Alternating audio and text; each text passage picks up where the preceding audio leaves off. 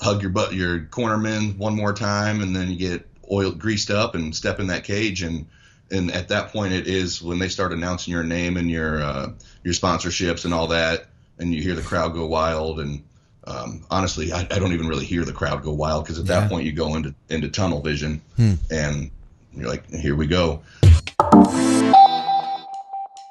Hey, what's going on, guys? Welcome back to Think Big Bodybuilding Media. I'm Scott Mcnally, and today I thought we'd do something a little bit different. I thought it would be fun to compare and contrast getting ready for a bodybuilding show versus getting ready for an MMA fight. So I have with me today a good friend and great all-around dude, Ryan Delf. He is a pro MMA fighter. He's had a lot of experience competing in bodybuilding, and we're just going to get down to it. If you guys enjoy this content, then do me a favor, hit the like button, leave us a comment, and if you are new here, then I suggest you subscribe, because we have several podcasts coming out each week.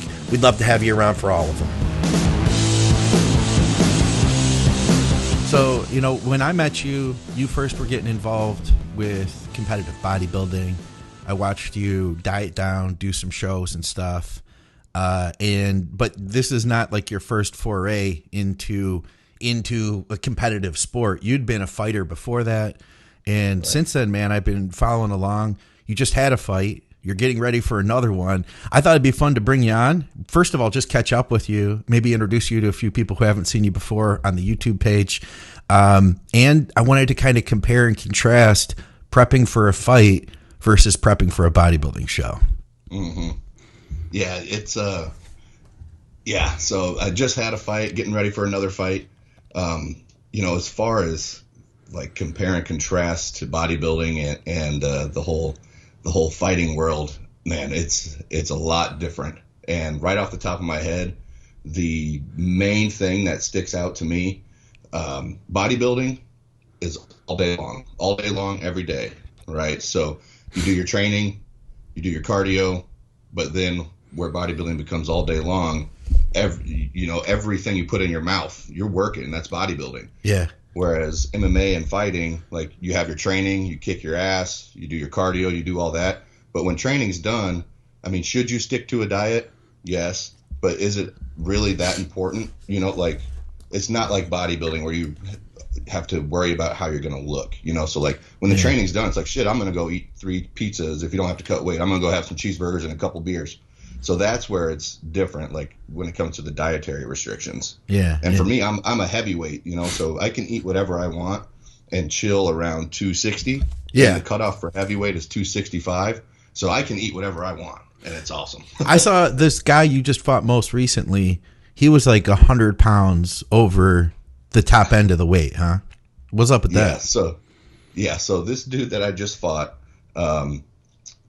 so originally I was supposed to fight a guy that would have come in underweight. So that would have come in around 260. Okay. But we had that, I don't know if you saw it on the news or anything, that windstorm, they called it the derecho, that came through Iowa. Oh, okay. Man, it was an inland hurricane, what happened. And I mean, there was trees and shit getting like ripped out of the ground. No kidding. And long story short, a tree ripped out of the ground and landed on my opponent's truck as he was driving, broke his back. Holy crap. So this was like a month before the fight.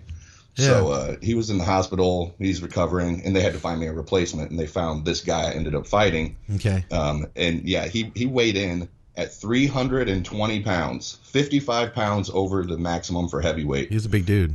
Yeah, and all muscle too. Oh, dude.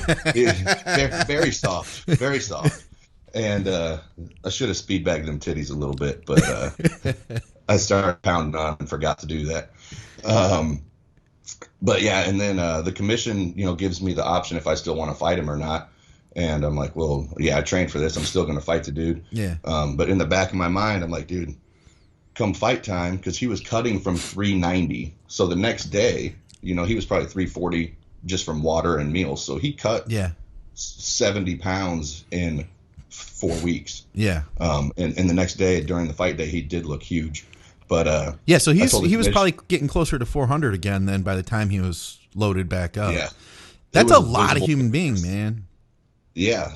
And I mean, whether it's all muscle or not, and whether he's in shape or not, that's still weight, So I was like, okay, I'm gonna wreck this dude still, but I got to watch out for a big right hand, and I don't want to get stuck underneath him. No, God, so, I mean, no. Yeah, fight day, he was probably 90 pounds heavier than me because I weighed in at 259, and the day of the fight I was 259. Yeah. So, yeah, and he was probably, like I said, 350, 340. Yeah. But went out, ended up taking him down and ground and pounding him with some vicious hammer fists that were awesome. So I'll have to send you a video of that. Yeah, that'd be great. The only video I have right now is from somebody's Facebook Live, so it's not like it's okay, it's an official video. Gotcha. So, yeah. That's cool, man. That's cool. How does the wife feel about you fighting? You know, because I feel like I feel like you're in a relationship. You always want your significant other to be safe. And I mean, how does she feel about knowing that you could get your face pounded in doing this? Right. Yeah. I mean, Hailey's she's concerned about it, but she knows like that I do this and that I'm not going to go in and freaking die. I mean, there's the potential that you could get hit just right and die, but sure. We both assume the risk, you know, and Hailey loves that I fight. She fucking loves it. Oh yeah, she loves it, and she's obviously like my biggest supporter. Always we're each other's biggest supporters, but no, she really enjoys it, and she talks about she's like, you know, I get more nervous than you, I think. She's like, so is this how it was when you came and watched me at bodybuilding competitions? You know, you would get like an adrenaline rush and butterflies and like get up and pace around and shit. And I'm like, yeah, absolutely. I get more jacked for her than I do for myself, you know? So, yeah. But for me, like when I'm in the cage, I'm in tunnel vision and I'm just ready to go. So, she really enjoys it. How do you feel at that time? I can think about, you know, when I was a kid getting in fights, it's kind of like, it's a less controlled, you know, you're doing this as a skill, you know, I think when you're a kid and you're fighting, it's more like out of anger. There's a lot more, right, you know, hostility that you're just unleashing, and it's not necessarily like this planned thing. It just happens. Versus getting into this situation that you're in, man, there's a lot of planning that goes into this. When you actually get to that point, I mean, what are you feeling? Yeah, it is definitely different than a street fight. You know, a street fight, like you said, happens like that usually, and you can experience an adrenaline dump. Yeah. You know, your legs are shaking, you're going crazy, you feel like you're not punching hard, all that.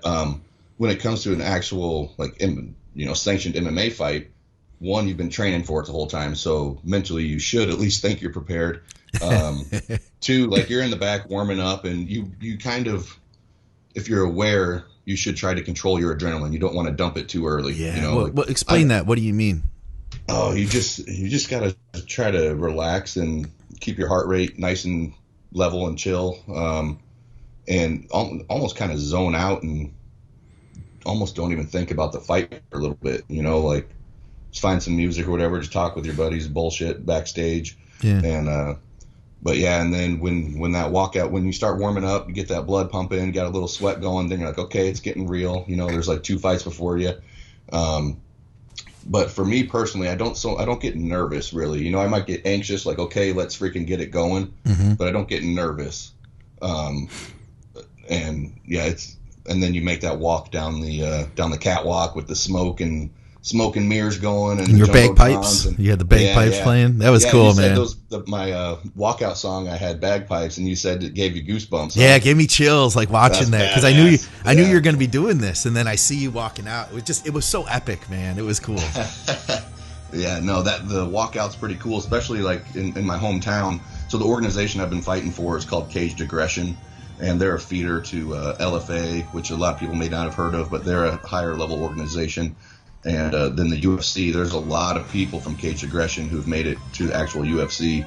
And but this organization is in my hometown. So when I walk out, a lot of people they're my friends and family and stuff. So it's pretty cool to have that feeling of them cheering you on and stuff. And then you get out there and hug your cornerman one more time, and then you get greased up and step in that cage. And at that point, it is when they start announcing your name and your sponsorships and all that, and you hear the crowd go wild. And honestly, I don't even really hear the crowd go wild, because at that point you go into tunnel vision, and you're like, here we go. But when you're in that octagon, you don't want to be so tunnel vision to the point where you're not consciously there.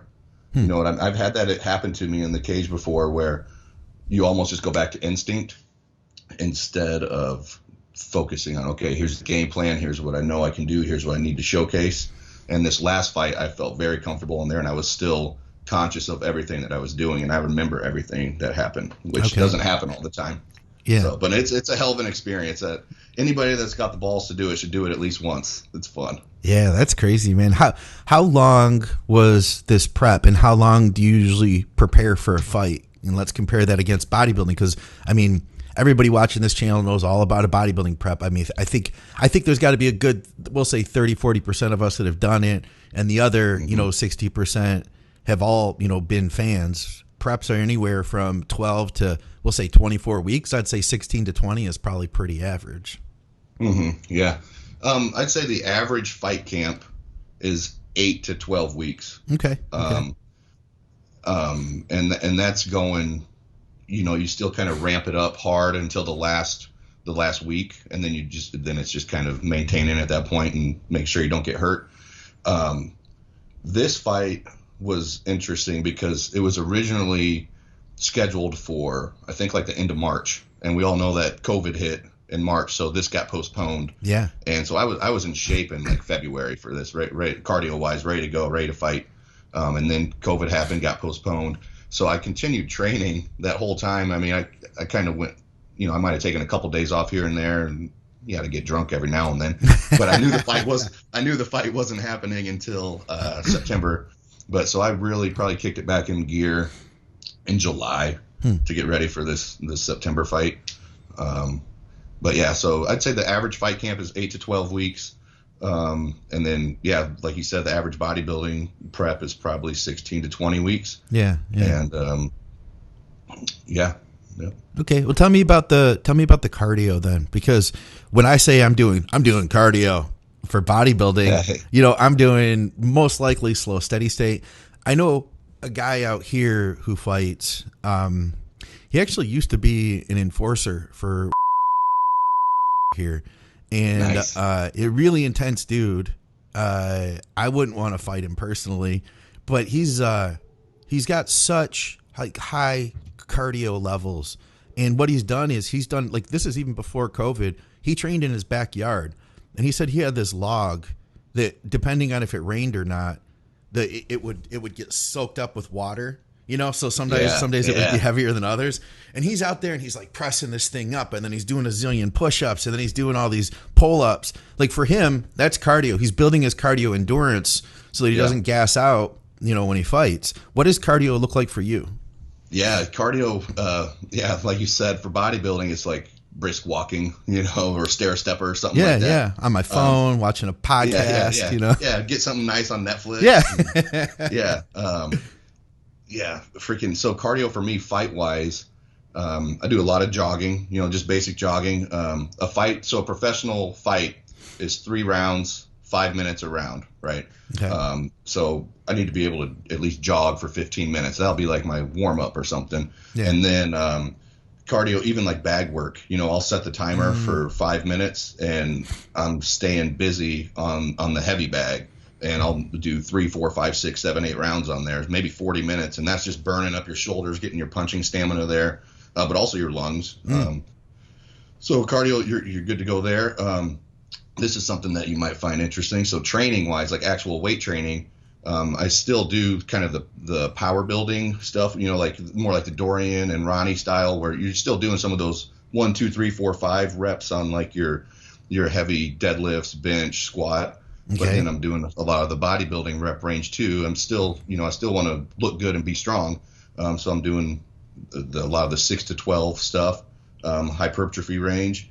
And then, but I also do a lot of muscular endurance rounds is what I would say. So I might put, like I posted that one video of me benching. I might put 225 on the bar and bench it for 50 reps. Yeah, then, I saw you. That was even a goal of yours. Had there was a record in like the combine, the football combine.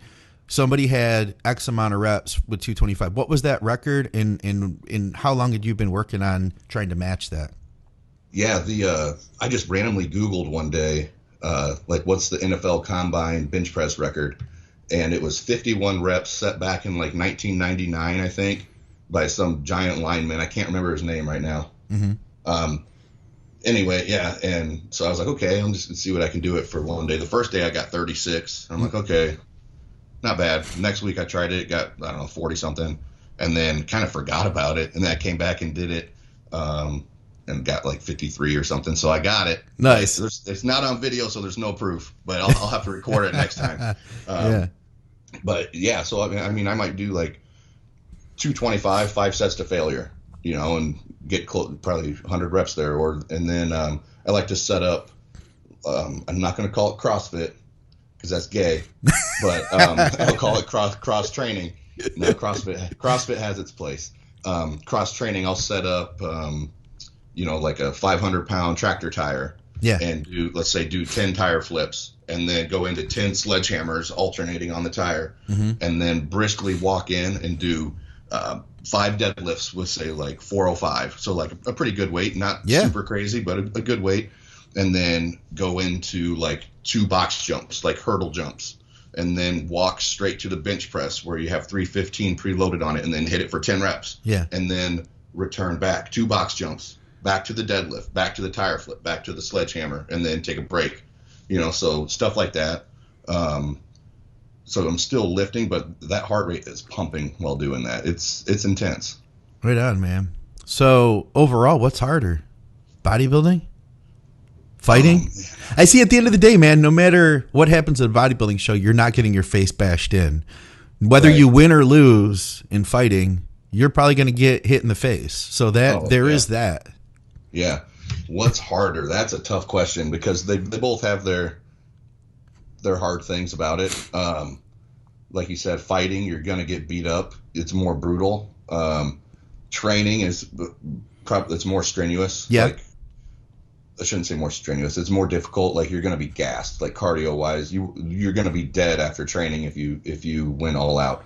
Yeah. Probably more like a traditional gassed or beat up from training. Like I think that when people who are outside of either sport think of exercise, they probably picture more of like Rocky. They picture more of doing what you're doing for that. Versus bodybuilding is hard, but there's a lot of, okay, let me ask you this. There's a lot of mental aspects, I think, to bodybuilding. Is there the mental struggles with fighting?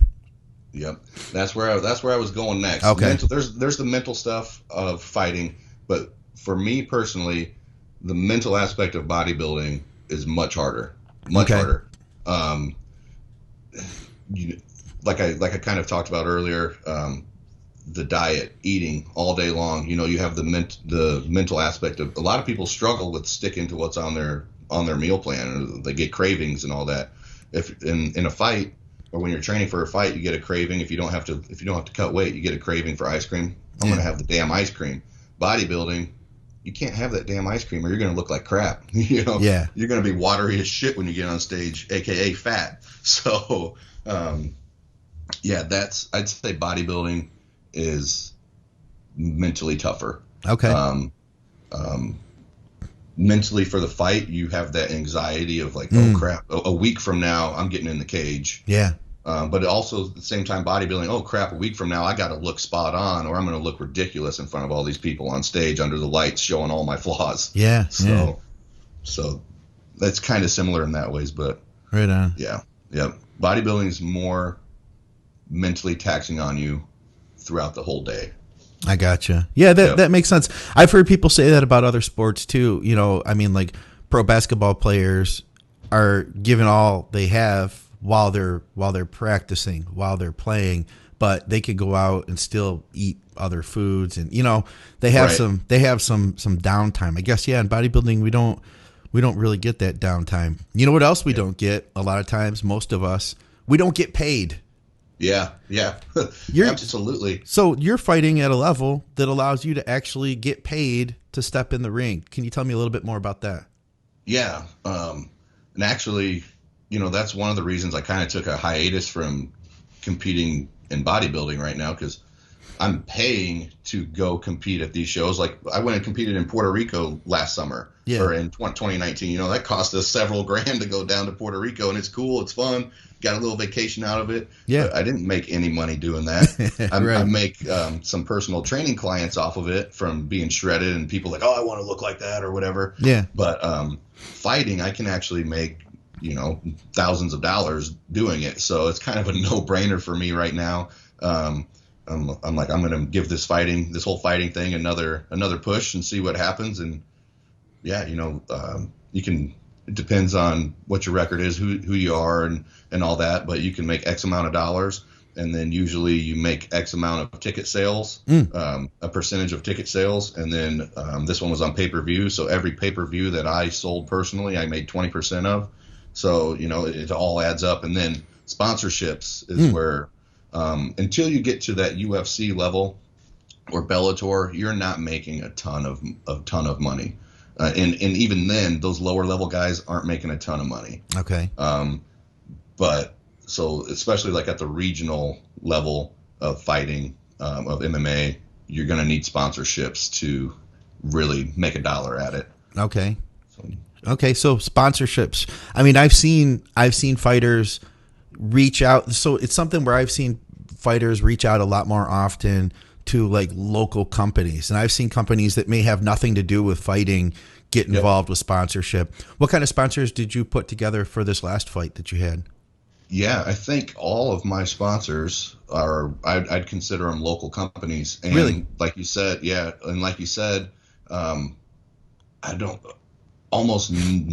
basically none of them had anything to do with MMA or fighting. I had one supplement company, so I guess that one could kind of count. But other than that, they're just all local businesses like landscaping, or I have a towing and auto repair. I have a realtor family who works for Rule and Rule Realty that sponsors me, chiropractic services, you know, stuff like that, a tree care service, all that. But, you know, I locked in 15 sponsors and they're all paying me X amount of dollars, and that adds up. Yeah. So yeah. It's nice. And I don't really go out and say, hey guys, knock on the door. Hey guys, can you sponsor me? I'll just make a broad Facebook post saying, hey, anybody who's interested in sponsoring, contact me. I'll give you the details. These are the options I have going on, blah, blah, blah.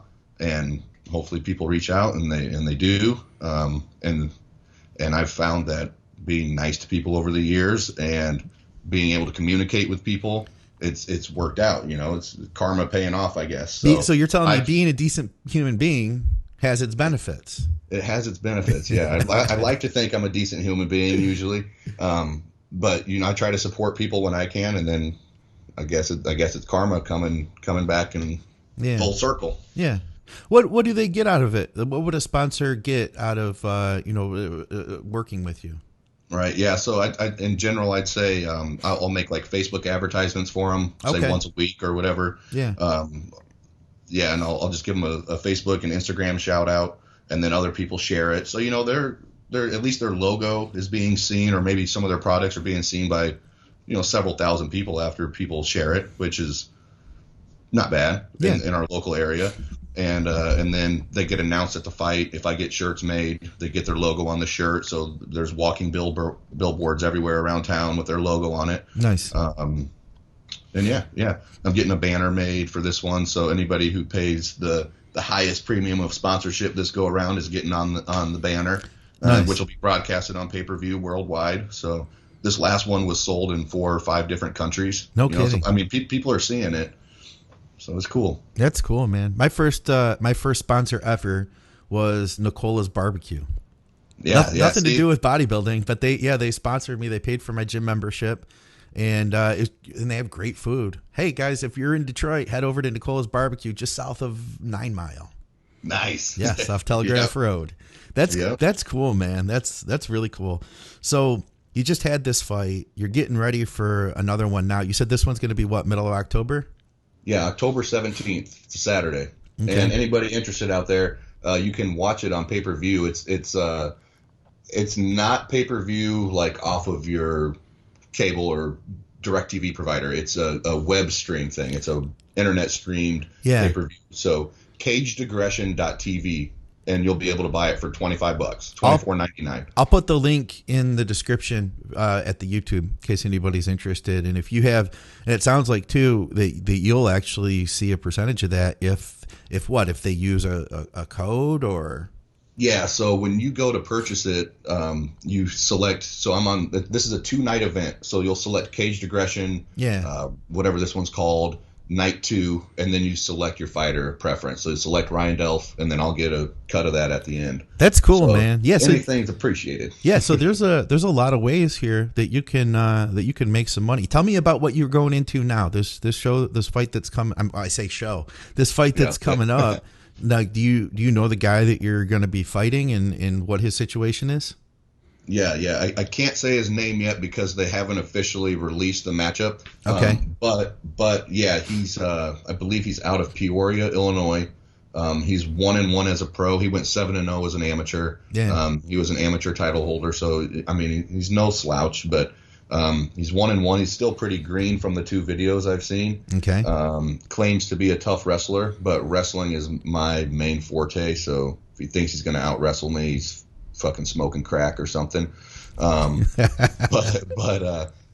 his one loss was to a guy who was 1-0 as a pro, and then his one win is against a guy who was 0-0. So I think they made their debut together. Okay. And so he hasn't fought anybody super tough to my knowledge yet. But, okay. Well, I mean, we'll see what happens. He's at least going to be in my weight class, I think. So okay. We talked about the last guy who came in way overweight. Last year in 2019, I had my heavyweight debut. Yeah. And that guy weighed in at 300 pounds too. So I'm like, what the heck? That. So this is my 3rd fight at heavyweight, and but technically it'll be my first fight at heavyweight because those other 2 were basically like super heavyweight fights, you know. Yeah. But this guy, he's like 6'1" and 260, I think. So we're close to the same size. Yep. Right on, man. I'm ready to get it. Put the hurting on him. That's cool. So I got to ask you now, this is kind of like a little bit of almost like the less glamorous side of fighting. And that is, I don't know if there's any, I don't know, maybe there's a statistic, maybe there has been a fighter who's won every fight he's fought, but we don't always win, you know? Right. And I can tell you firsthand, getting your ass kicked and losing in a fight is not fun. No. Tell me about, you know, where are you at as a professional fighter when that happens? Yeah. Man, losing. You ever heard the speech, "The Man in the Arena"? No. I can't remember. I can't remember exactly who was the author of that speech, but the Man in the Arena sounds exactly what it is. It's like basically you got all these people out here talking shit, right? Oh, he could have done that. He should have done that. Yeah. Oh, why didn't he do that? Oh, he sucked.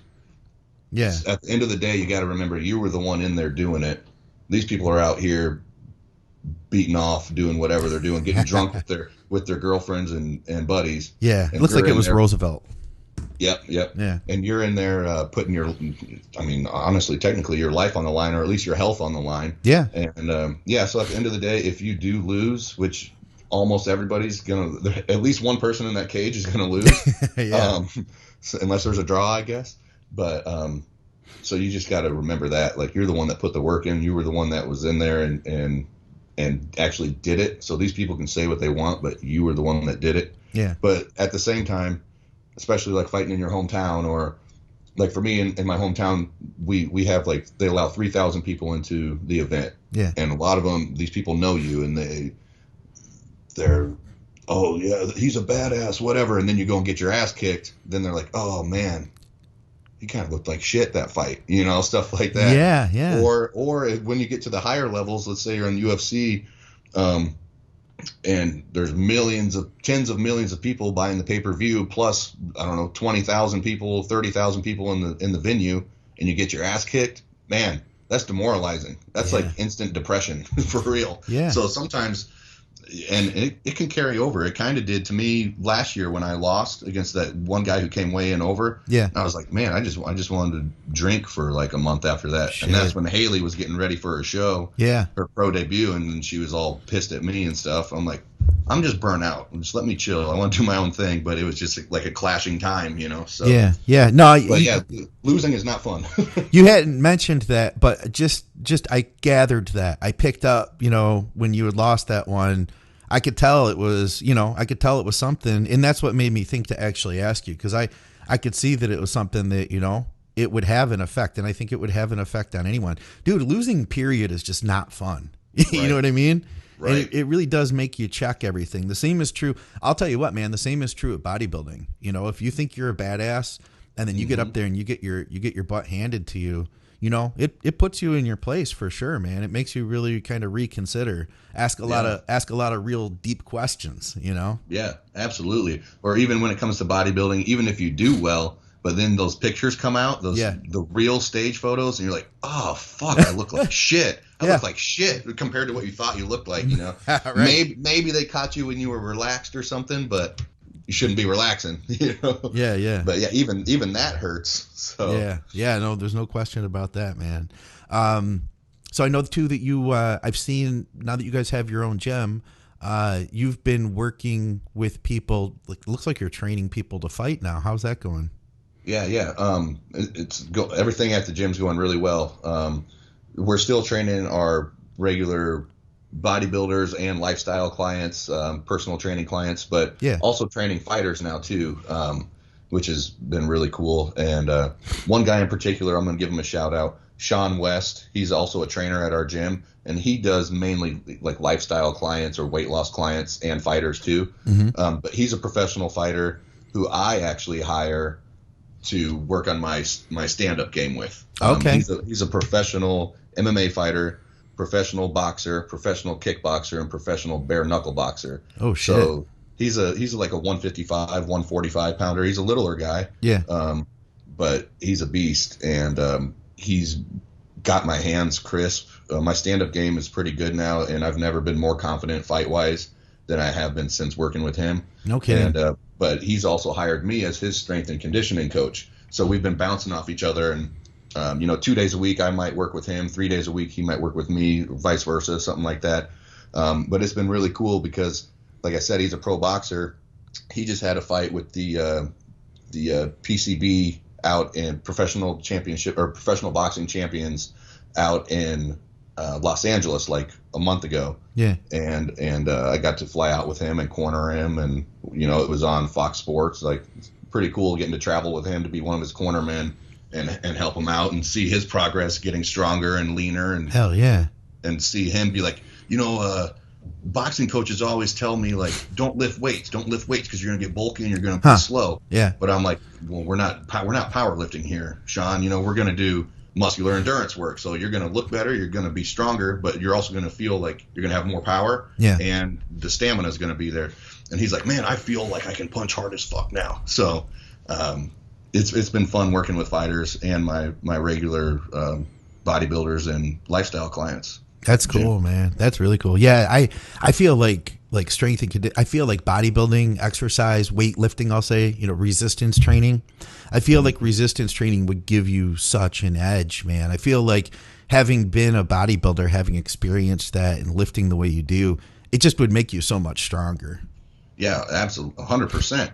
And you think about getting punched or kicked. Yeah. Like, if you don't have any meat on your bones, that's gonna freaking hurt. Yeah. Adding some meat, you can absorb some of that. You can take a little bit more of a beating. I would think it makes sense to me. I mean, I've noticed it myself. Yeah. So in myself. So people that aren't strength training that fight, I think it's crazy. It might not need to be your number one priority, but you should at least be doing it. Any sport. Yeah, tennis players should be freaking strength training. Oh yeah. No question, man. For anybody who might be vacationing in lovely Iowa, where do they find you guys? So our gym is Delfs Pro Gym. We are right in the middle of Davenport, Iowa. Just Facebook us. We're out there. And that's also where the fight's going to be, Davenport, Iowa. You might want to come to vacation in Iowa. We're like the 5th freest state when it comes to COVID restrictions. No kidding.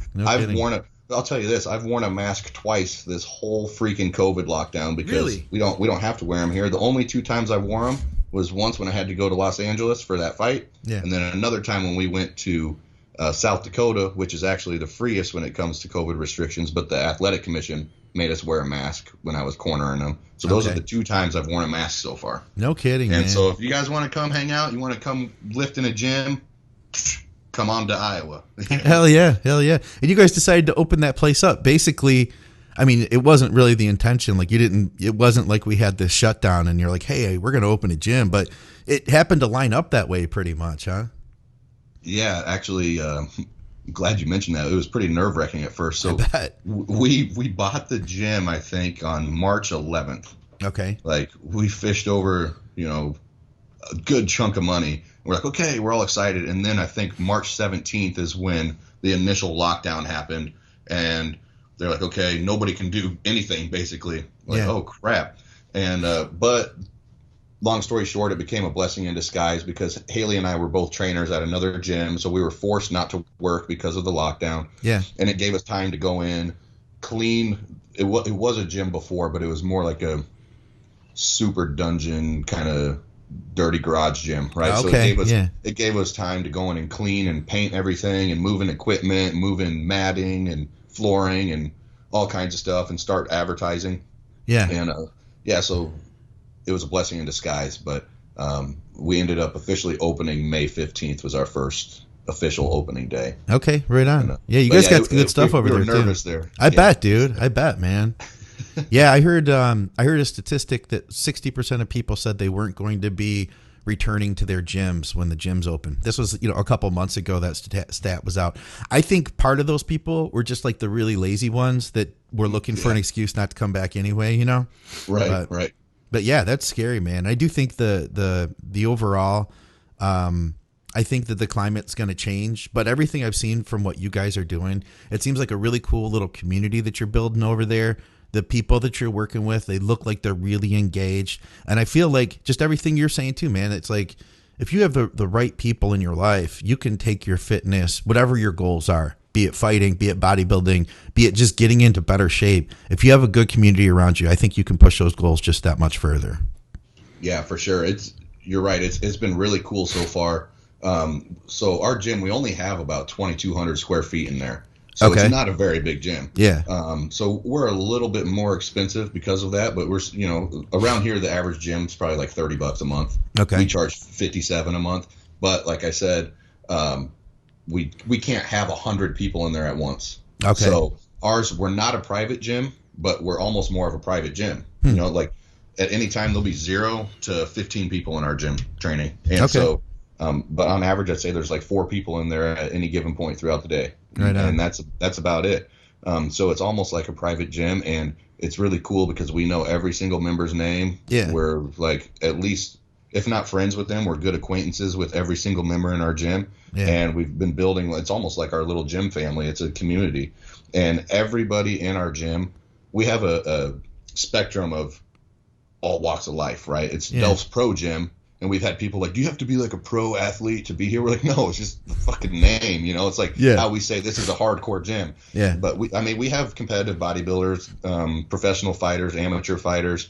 But then I call them our soccer moms, right? We have our middle-aged women who come in and just want to get in better shape. But everybody that comes in our gym gets to work, which is awesome. So that's cool. We've built the environment and the atmosphere in there where you come in and it's time to at least work. You're not going to sit there on your phone the whole time. Yeah. So we've got the type of clientele we want. I should say that. That's cool, man. Yeah.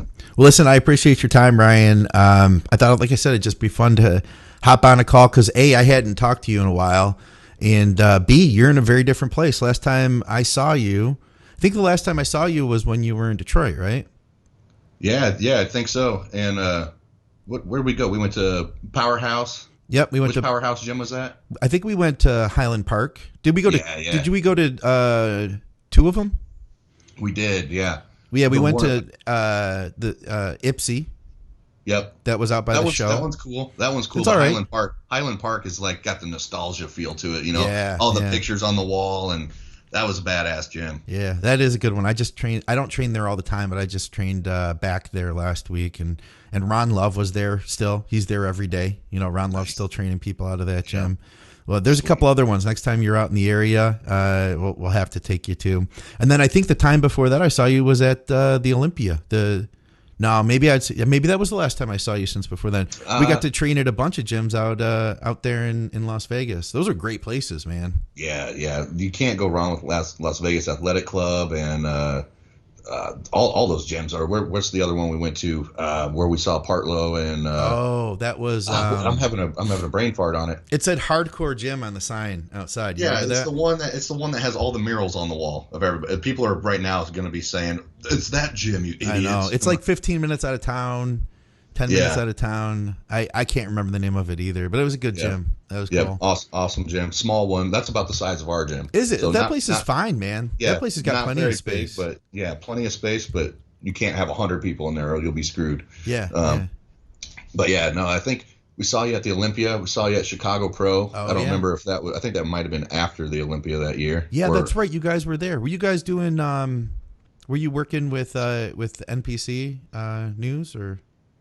I think Hailey was doing some commentating for HD Physiques, and which translates into NPC News. Okay, cool. And then saw you at Junior Nats one time. Yes. Yep. And then Detroit's the last time for sure. Right on. Is Hailey going to be doing anything else with those guys with HD Physique once bodybuilding picks up more, or what has she got going on? I'm guessing.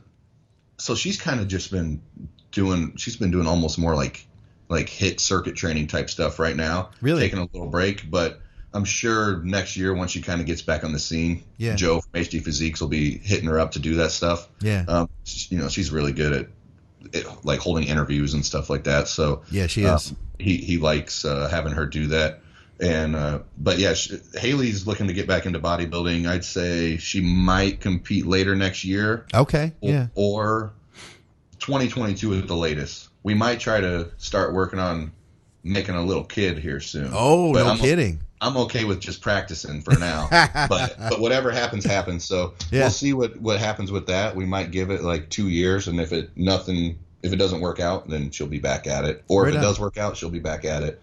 Because Hailey loves competing, but just wanted to take a break too and give her body a break, and she's content where she's at right now. And well, she pushed hard too. For anybody who doesn't know, IFBB Pro Hailey Delf, she turned pro in figure, and then she didn't even compete in figure. She just moved up to women's physique, and she looked fantastic, man. You guys had done a great job. I know she had to really struggle. Worked with VJ Peary, my co-host over at Bodybuilding Nerds Radio.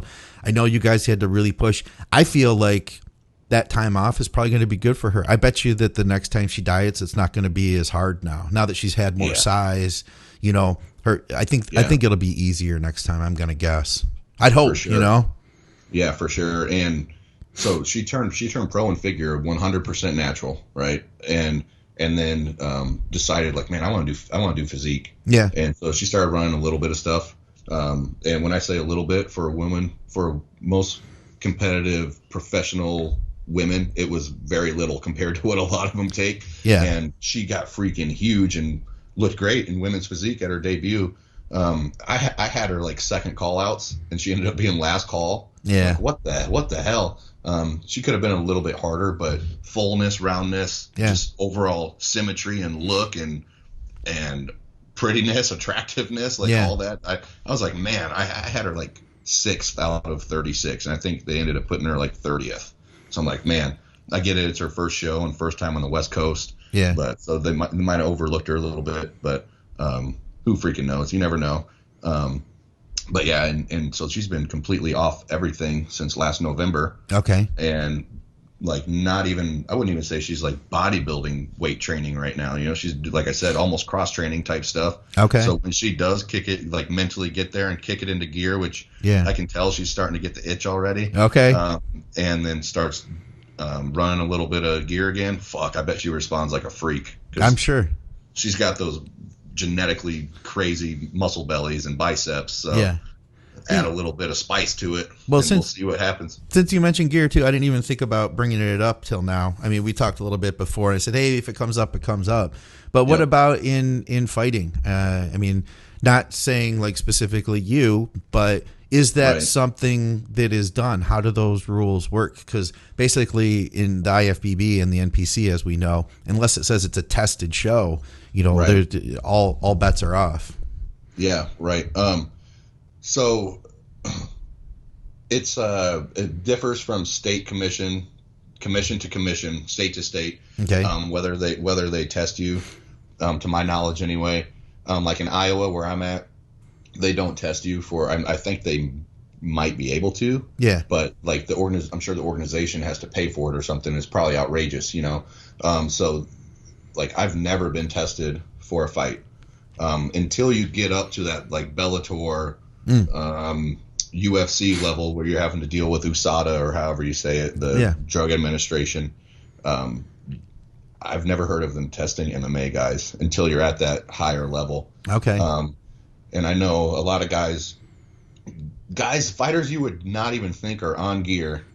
It's just crazy. Dude, that's like the same thing at the gym. You think this guy's natural 100%. and he's running 2 grams, Exactly. Yeah. Huh. Like I'm not to name names, but I know guys that like they're a 170-pound fighter and they're taking 500 mgs of test and 20 mgs of Halo or Winnie or I'm like, do you even lift? Yeah, Like, yeah. You don't look like it. But yeah, I mean, guys are taking stuff. What are the go-to compounds in fighting? I would say test. Halo's a good one for aggression, and strength. Yeah.